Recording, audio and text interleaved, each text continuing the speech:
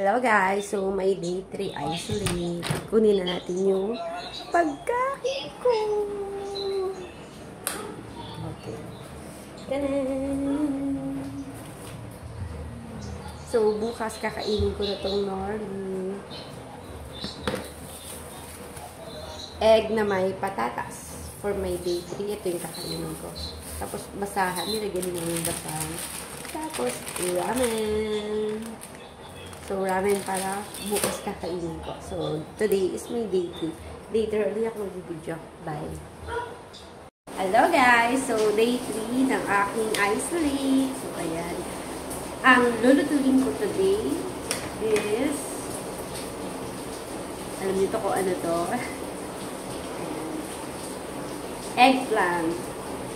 Preparatuhin ko muna siya. Unahin natin yung sibuyas. Tapos eggplant. Pwede ko siya. At egg na puti. So, wala yung dilaw nito guys. Tinanggal ko. Kapag nagre-radioactive tayo, so ito yung pwede natin kainin. And then, yung salt natin is Himalayan salt. Ayan. Himalayan salt siya. And then, yung don't forget, yung mantika is vinegar. Vinegar, I mean, vegetable oil or palm oil. So, ayun, magluluto na ako. So, ito yung kakainin natin ngayon, talong na may egg. And then, rutas. So, ayun lang, update. Bye.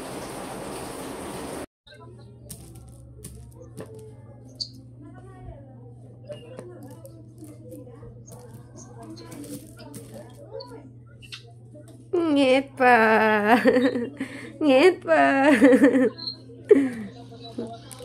Okay. Kunin na natin ang ating foods. Ayan ang ating pagkain. Ampalaya, ingka, chicken, and dila-dila, tsaka rice. So, ayan.